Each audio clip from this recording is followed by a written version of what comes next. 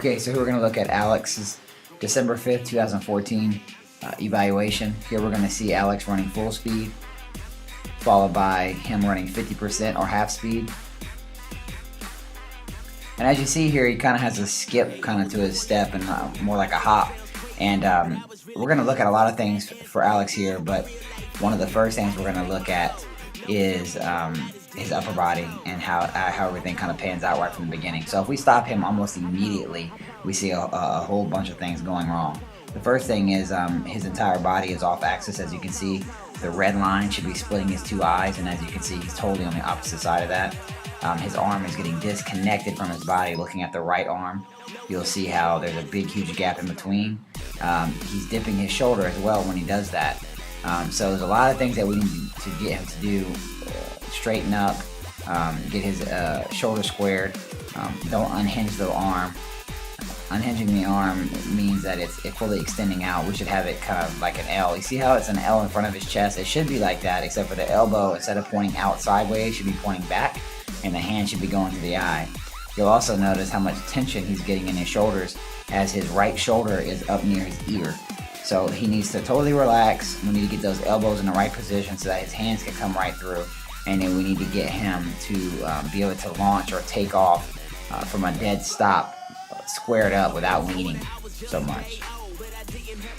We're going to take Alex forward a little bit more. We're going to go down towards his legs. And as you see, because of the way he leans and because of the way he's pushing off with his feet, you can see how his knee is dipped in and it's pointing out and down versus being up and kind of straight and upright. So that's making his foot go out and get that off axis as well, off angle.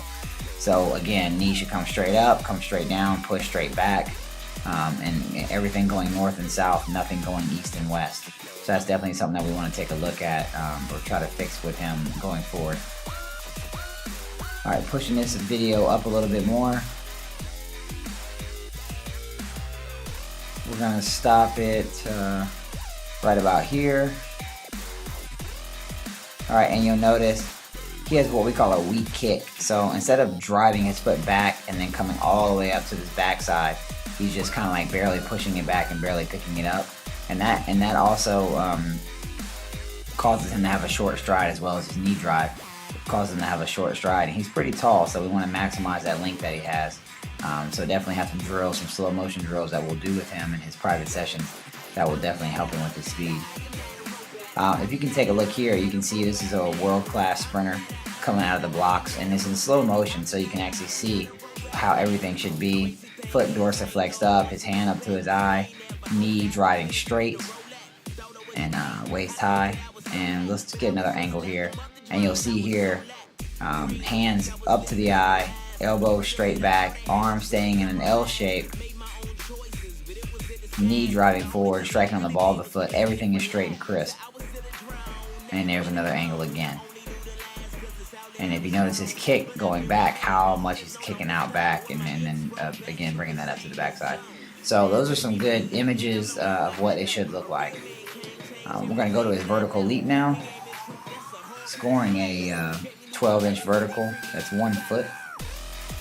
And the reason why the vertical and the standing broad jump is so important is because if you have an athlete who has a high vertical and a big standing broad jump, usually that is a good sign of explosiveness, and that means that they're going to have a quick first, second, third step.